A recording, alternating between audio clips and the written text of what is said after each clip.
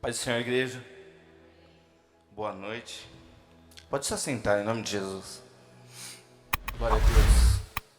Muito grato por essa rica oportunidade de, mais uma vez, poder falar do amor de Deus.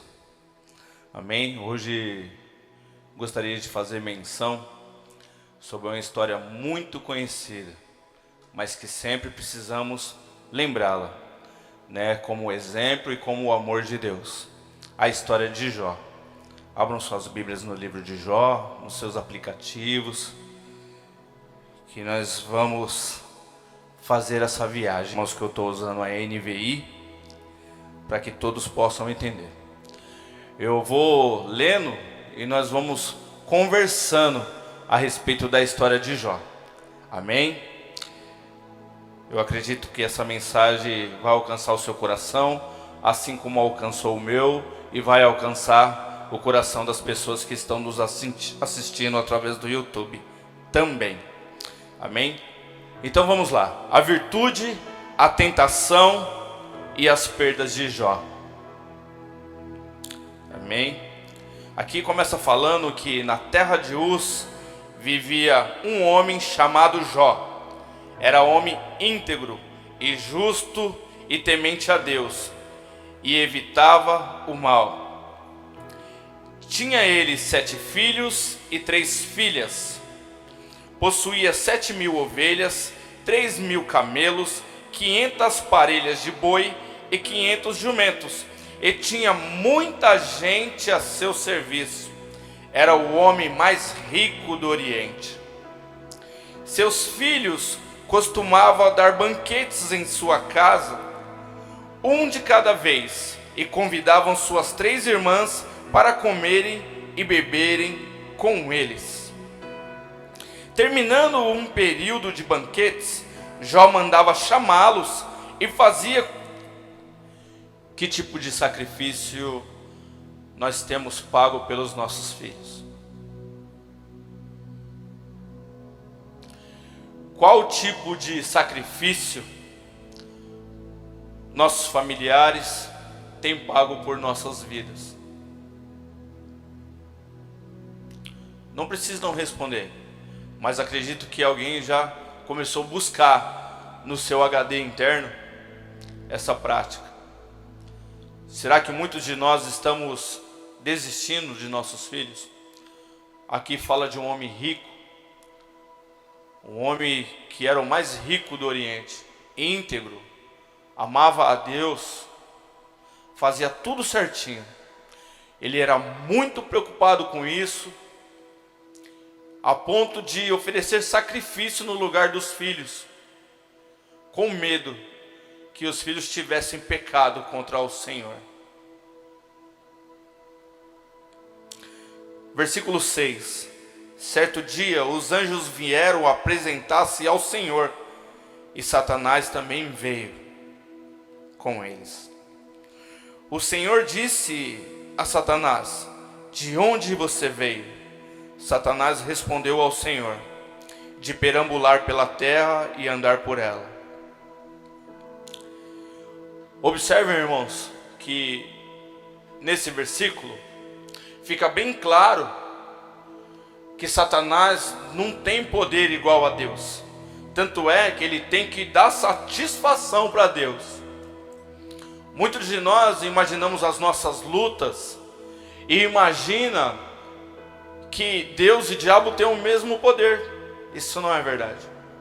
Deus é muito, muito, muito, muito mais poderoso que Satanás. A palavra do Senhor vem dizer que Deus derrotou Satanás com um sopro. E um sopro é como se tivesse um cisco no nosso ombro. Então observe que tinha uma reunião de obreiros no céu, de anjos, e Deus escaneou e viu que Satanás estava lá no meio. Falou: o que você quer aqui? Da onde que você veio? E ele falou: eu vim de arrodear a terra e passear por ela. Na verdade, Deus já sabia o que Satanás queria. Nada se esconde dos olhos de Deus. Observe que os filhos e as filhas de Jó se reuniam em comunhão na casa deles. E faziam isso muitas vezes. Então é nítido que o inimigo se incomoda com isso. O inimigo, ele não gosta de união. O inimigo não gosta quando uma família se alegra. O inimigo começa a fazer burburinhos e se infiltra nas brechas para derrotar aquela família. João 10:10 diz que o inimigo veio para roubar, matar e destruir. E é isso que Deus permitiu que ele fizesse com a vida do servo Jó. 8. Disse então o Senhor a Satanás: reparou meu servo Jó? Não há ninguém na terra como ele, irrepreensível, íntegro, homem que teme a Deus e evita o mal. Será que Jó não tem razões para temer a Deus? Respondeu Satanás. Acaso não pusestes uma cerca em volta dele, e da família dele, e de tudo que ele possui? Tu mesmo tem abençoado tudo que ele faz, de tudo e todos os seus rebanhos estão espalhados por toda a terra. Irmãos, aqui eu vou lendo e vou conversando com vocês a respeito desse texto. Muitas vezes nós fazemos comparações de quem tem muito dinheiro e quem tem pouco, e achamos que Deus abençoa só quem é rico e amaldiçoa quem é pobre. Mas o Senhor tem uma porção para cada um de nós. E o importante não é você ter ou você não ter. O importante é você ser íntegro, reto e temente a Deus. Porque quando Deus manda uma chuva do céu, Ele não escolhe quem vai molhar. Vai molhar quem tem dinheiro e vai molhar quem não tem. Nós estamos vivendo uma época, numa situação mundial, que quem tem dinheiro, quem não tem, está morrendo do mesmo jeito. Sim ou não? O dia mau vem para todos. É verdade ou não é? Não para que o mais pobre festeje e comemore. Uhul, os ricos também estão morrendo. Não. Mas é hora de dar um start e pensar.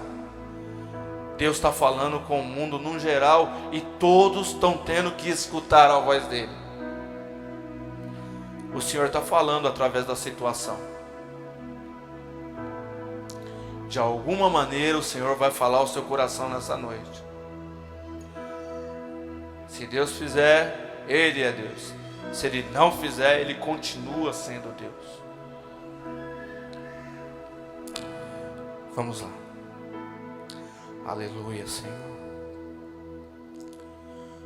Não podemos tentar roubar a função de Satanás. Ele é o acusador, ele que veio para destruir. A parte mal deixa para o maligno fazer. Temos que fazer coisas boas. Aleluia.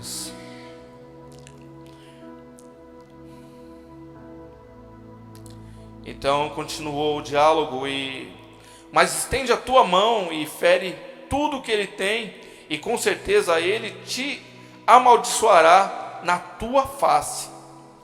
O Senhor disse a Satanás: pois bem, tudo que ele possui está nas suas mãos, apenas não encoste o dedo nele. Então Satanás saiu da presença do Senhor. Ele fez isso porque o Senhor permitiu. Deus permitiu que acontecesse isso na vida de Jó. Porque tudo, desde aquela época até os dias de hoje, ainda está no controle de Deus. Ainda não, sempre estará no controle de Deus. E sempre significa eternidade. O controle está na mão de Deus. O controle sempre esteve na mão do Senhor. É que às vezes com as nossas conveniências achamos que os nossos problemas são maiores do que nosso irmão. Mas não. Cada problema é um problema diferente. E quando falamos que é um problema, é porque há uma dificuldade em resolver. Só conseguimos resolver esse problema até onde o nosso braço alcança. Aonde o nosso braço não alcança, aí já não é mais com a gente. aí é com Deus, aí já passa a ser um milagre do Senhor. Então assim o inimigo voltou para a terra e foi amolar a vida de Jó, o homem mais rico do Oriente. Dizem os estudiosos que esse é o livro mais antigo. Está na mesma ordem cronológica da Bíblia, mas é uma história mais antiga. Talvez eles falam isso pela idade que Jó alcançou, porque depois de Noé fala que os homens só teriam até 120 anos. E aqui, só de situação, fala que Jó, depois que passou de tudo isso, ele viveu mais 140. Então imagine-se que seja, se não na mesma época de Noé, ou um pouco atrás, só que em lugares diferentes. Então vamos lá. Certo dia, quando os filhos e as filhas de Jó estavam num banquete, eu acho que aqui eu já estou pulando, né? Não, é isso mesmo. Certo dia, quando os filhos e as filhas de Jó estavam no banquete, comendo e bebendo vinho na casa do irmão mais velho, um mensageiro veio dizer a Jó: os bois estavam arando e os jumentos estavam pastando por perto, e os sabeus atacaram e os levaram embora, mataram a espada os empregados, e eu fui o único que escapou para lhe contar. 16. Enquanto o mensageiro ainda falava, chegou outro mensageiro e disse: fogo de Deus caiu do céu e queimou totalmente as ovelhas e os empregados, e eu fui o único que escapei para lhe contar. Enquanto ele ainda falava, chegou outro mensageiro e disse: vieram os caldeus e 3 bandos, atacaram os camelos e levaram embora, mataram a espada os empregados, e eu fui o único que escapou para lhe contar. Enquanto ele ainda estava falando, chegou ainda outro mensageiro e disse: seus filhos e suas filhas estavam no banquete, comendo e bebendo vinho na casa do irmão mais velho, quando de repente veio um vento muito forte do deserto e atingiu os 4 cantos da casa, que desabou. Eles morreram, e eu fui o único que escapou para vir te contar. Ao ouvir isso, Jó levantou-se, rasgou o manto e rapou a cabeça, e então prostrou-se no chão em adoração e disse: saí nu do ventre da minha mãe, e nu partirei. O Senhor o deu, o Senhor o levou, louvado seja o nome do Senhor. Em tudo isso Jó não pecou, nem em nada culpou a Deus. Irmãos, faça uma pergunta a si mesmo: qual tem sido a sua perca de acordo com as suas murmurações? Qual tem sido a minha perca de acordo com as minhas murmurações? Eu não sei se depois dessa situação houve alguém igual a Jó, que passou por tudo isso e não murmurou. Eu não me atrevo que eu teria tamanha fé para nem passar pela minha cabeça uma murmuração.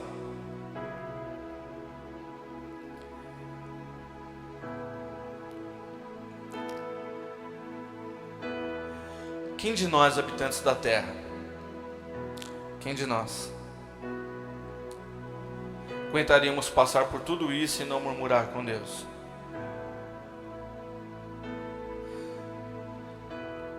A história diz mais à frente,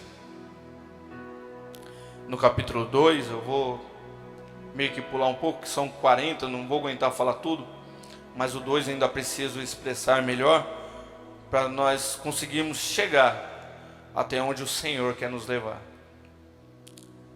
No capítulo 2, a partir do versículo 9 ao 13, então sua mulher lhe disse: você ainda mantém a sua integridade? Amaldiçoe seu Deus e morra. Observem aqui, irmãos. Esse homem, ele era o homem mais rico do Oriente, tinha muitos empregados, ele tinha muitos gados, ele tinha muita coisa. E de repente ele começa a perder tudo e ele fica talvez se perguntando: o que está acontecendo? O fato dele questionar não significa que ele murmurou. Mas observe que em um mesmo dia ele tem nas mãos 10 atestados de óbitos.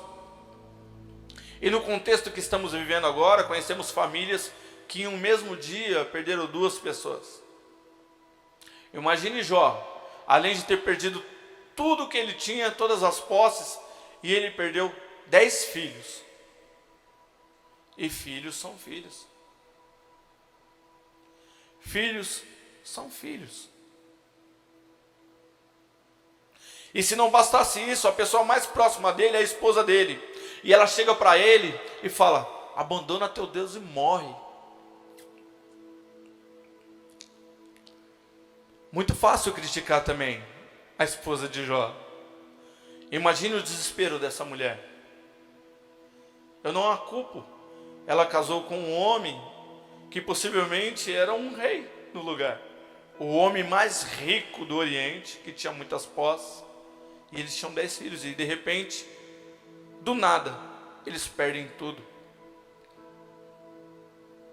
E ela enxerga a situação do seu marido. Quando ele fala: nu eu vim e nu eu voltarei. Ainda continua exaltando o nome do Senhor. Eu imagino que ela... Mas mesmo assim Jó olha para ela e fala: mulher, você fala como uma louca. Observe a certeza de que existe um Deus que é justo, que não permitiria que acontecesse tal coisa na vida dele se não tivesse um motivo. Por muito menos qualquer um de nós murmuraria. Essa é a verdade. Mas a história desse livro, ela não foi escrita em vão. A história da vida de Jó, ela quer nos mostrar algo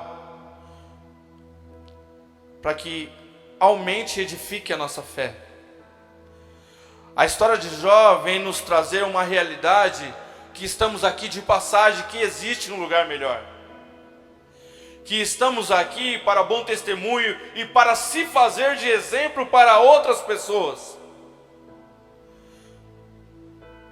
Precisamos nos fazer de ponte para que pessoas possam passar por cima para chegar até a terra prometida. Aleluias! Essa é a verdade. No papel de servo, precisamos às vezes passar necessidades em nossa casa para que possa doar uma cesta básica por irmão. Muitas pessoas acham que porque levantamos a mão, aceitamos Jesus, nos batizamos, fazemos a obra, que não vamos mais passar necessidades. Olha a vida dos apóstolos, olha a vida dos discípulos, olha a vida de Jesus Cristo, que morreu de braços abertos para abraçar a mim e a você. Mas todos esses homens da Bíblia que passaram por dificuldades, assim como eu passo e vocês passam, é a certeza de dias melhores. E não são 70 anos que significa uma geração, não são 120, não, estamos falando de uma eternidade. Eternidade significa para sempre, com um sorriso no rosto, no lugar onde não haverá choro, não haverá sangue, não haverá maldições. Um lugar onde o inimigo não irá tocar a sua vida, nem de seus familiares. É por isso que o Senhor trouxe cada um de vocês aqui, para se preparar para um lugar melhor. O seu dinheiro não vai entrar lá. E mesmo sem entrar, é insignificante perto da rua de ouro que o Senhor preparou para que você passasse. As suas 10 casas, os seus 20 carros não vão chegar lá.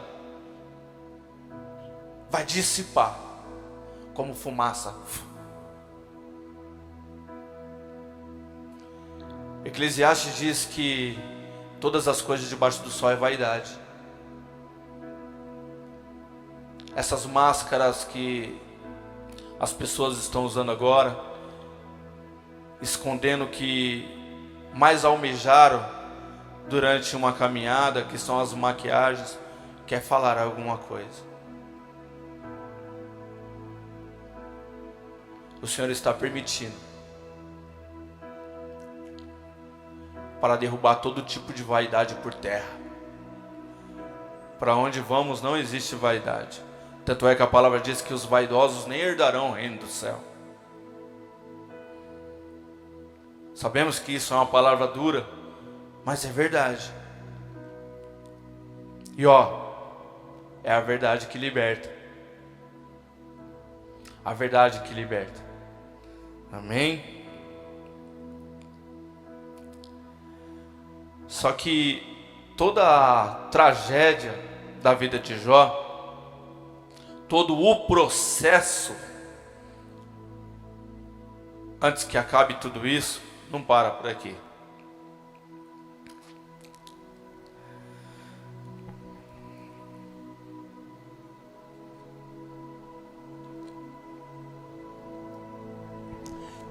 Aleluias. Glória a Deus. Senhor, me dá força.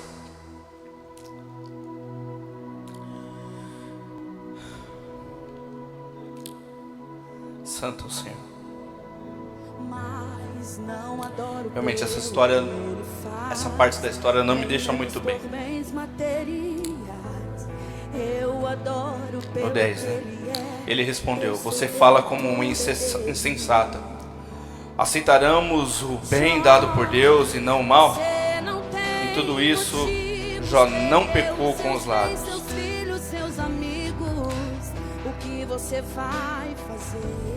Desculpa, moço. Eu vou adorar, simplesmente adorar. Eu vou adorar. Deus me deu, Deus tomou. Bendito seja o nome do Senhor. A Ele a glória. Aleluia. A Ele a honra. Essa é a parte que eu queria entrar.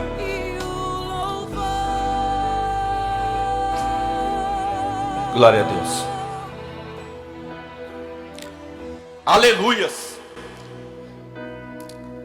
Aleluias. Glória a Deus. Nós estamos falando aqui de servos à disposição. Nós vamos entrar na parte dos amigos de Jó, que quando ele estava caído, quando ele estava na cinza, os amigos chegaram, sentaram 7 dias e só observaram. Nesse momento, obreiros dessa casa vieram e socorreram. Isso me traz à memória a história do bom samaritano. Diz que um sacerdote vinha e via um homem caído. Ele tinha acabado de ser assaltado. A história diz que ele estava quase morto. Isso me traz à memória, talvez desacordado ou desmaiado. E o sacerdote passou de largo. Talvez por quem não conhecesse, então não deu a mínima. Um sacerdote. Logo em seguida diz que veio um levita. Passou, viu o homem, passou de largo. No contexto levita aqui não quer dizer músico, tá? Quer dizer obreiro da casa do Senhor, servo de Jesus Cristo. Amém? E o fato de eu simular um desmaio aqui e servos do Senhor subir e vir me acudir e não perguntar antes, entra no contexto dessa parte da história de Jó. Quando 3 amigos de Jó, Elifaz de Temã, Bildade de Suá e Zofar de Naamate, souberam de todos os males que haviam atingido, saíram cada um de sua região e combinaram encontrar-se para mostrar solidariedade a Jó e consolaram. Quando viram a distância, mal puderam reconhecê-lo e começaram a chorar em alta voz. Cada um deles rasgou o manto e colocou terra sobre a cabeça. Depois se assentaram no chão com ele durante 7 dias e 7 noites. Ninguém lhe disse uma palavra, pois viam como era grande o seu sofrimento. Irmãos, infelizmente, quantas vezes nós vemos um amigo, desculpa, tá, Karine? Quantas vezes nós vemos um amigo passando por alguma dificuldade e ficamos assistindo só de longe? Às vezes até lamentamos, às vezes até choramos, mas às vezes não vamos lá tentar dar um auxílio a ele. O que seria esse auxílio? Às vezes apenas escutar qual o problema que ele está passando, o que está acontecendo na vida dele. Ao invés disso, muitas pessoas, às vezes até nós cristãos, a primeira coisa é falar: só pode estar em pecado.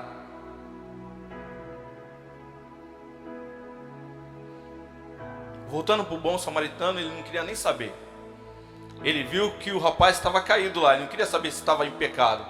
Ele não queria saber se era homossexual. Ele não queria saber se era assaltante. Ele não queria saber. Ele sabia que tinha um homem deitado lá. E ele fez o que tinha que fazer. Ele fez o que Jesus Cristo faria. Jesus Cristo voltou pelos doentes, não pelos sarados, para pregar a salvação e arrependimento. Jesus não poderia pregar arrependimento para quem já é sarado. Então eu acho que é hora da igreja ter um outro foco, parar de pregar só para crente. Sim, é hora de pregar para quem precisa.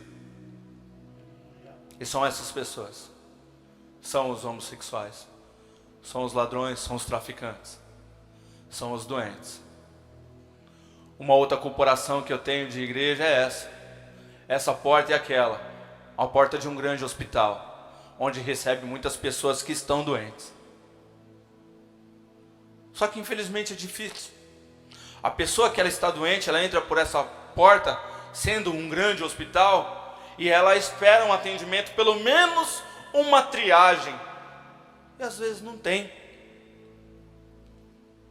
E às vezes nossa vida é tão louca, tão corrida, que nós entramos pelaquela porta ou por essa, saímos pela outra, e nem falamos a paz do Senhor para o nosso irmão. Desculpa, mas Deus está falando algo. Não é verdade? Às vezes o nosso egoísmo, o nosso achismo, acha que viemos aqui buscar só para nós. Mas viemos buscar algo que possamos compartilhar. E isso começa atendendo as pessoas como nossos irmãos. Somos filhos de um mesmo pai, sim ou não? Deus é papai? Deus abençoe a vida de vocês, são meus irmãos. A igreja é o hospital para atender os doentes, para que saiam curados, sarados. Mas antes disso, nós, obreiros da casa do Senhor, temos que fazer a triagem, medir a febre, ouvir, o que você está sentindo? Ah é? Legal, vou levar sua ficha para o médico. Então a pessoa começa a ser medicada, passa por um processo, um tratamento, às vezes uma cirurgia. O especialista está nessa casa, é Jesus Cristo. Ele pode curar sua alma, Ele pode curar suas feridas. A receita dele não falha. Mas para isso precisamos fazer um bom trabalho de pronto atendimento. Obrigado, Cariane. Os irmãos estão me entendendo? Já estamos terminando, pastor.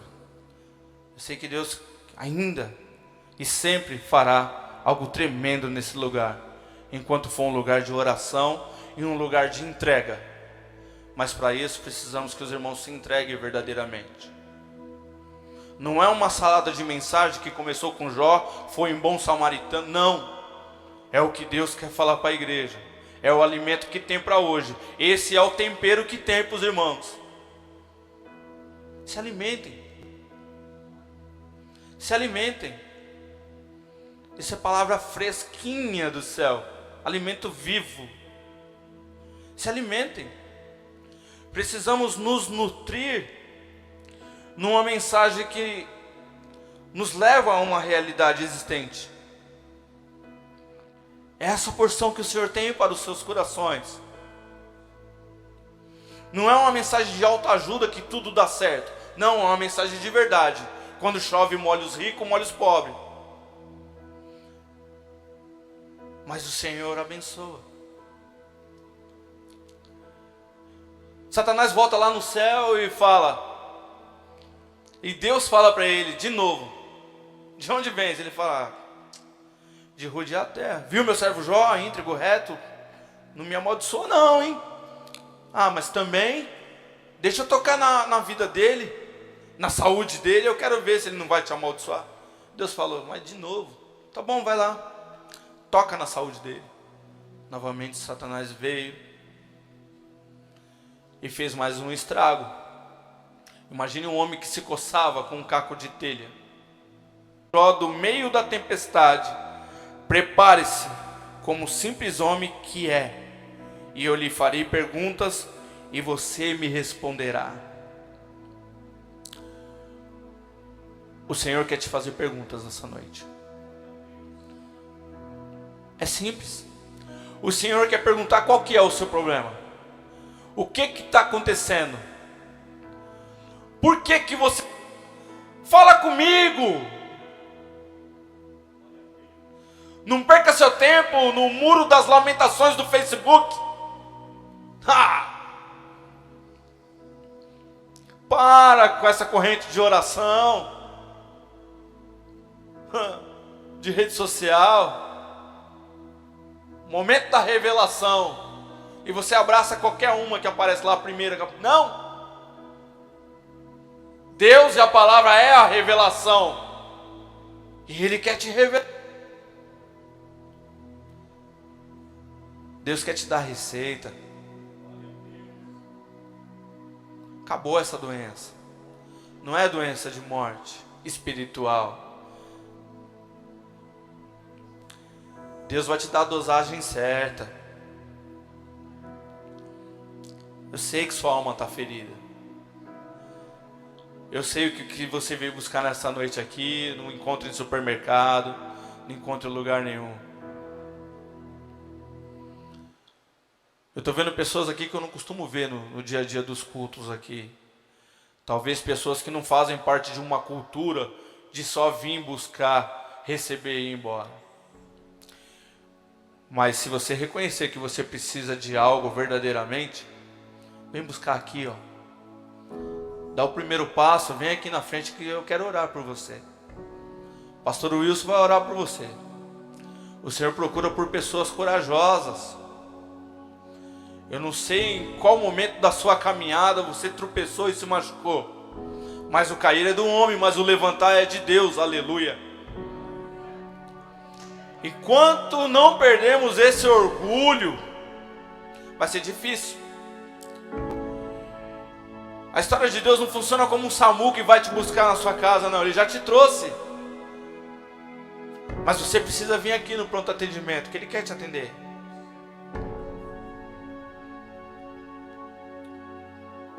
O Senhor quer falar com você, quer te dar instruções, como você vai vencer esse processo, como que você vai começar esse tratamento. Pastor Wilson, por favor, feche seus olhos.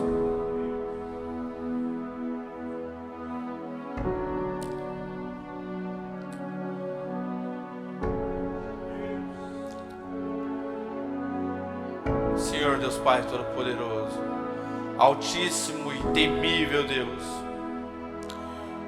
Deus que guerreia por nós, Deus de vitória, Deus que permite, mas que também abraça. O Senhor que permitiu que perdêssemos alguma coisa em nossa vida, mas que depois deu tudo em dobro.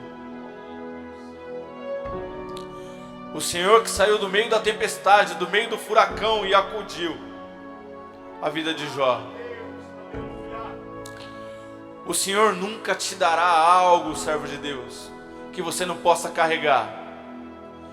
Mas Ele também nunca te dará algo que você não seja capaz de devolver para Ele. Ah, Senhor. Deus quer preparar o seu caráter para que você possa receber da parte dEle. Ei, mãe, o seu filho não é seu, é dele, tá? Então deixa. Se ele está rebelde, deixa que ele corrija para você.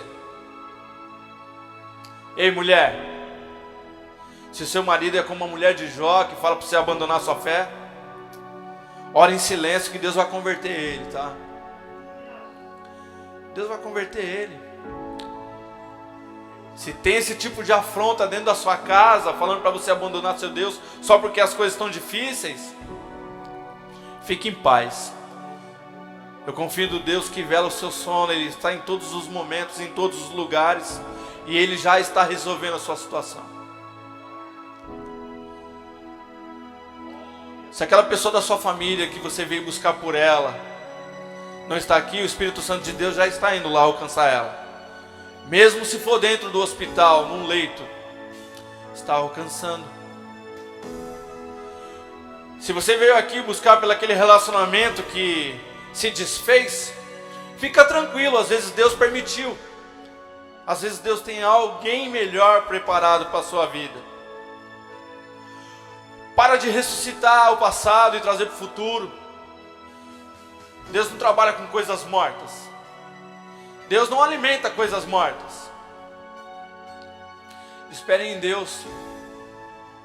O que já passou, deixa no passado, foi apagado. Deus trabalha fazendo coisas novas. Aplauda o Senhor em nome de Jesus Cristo.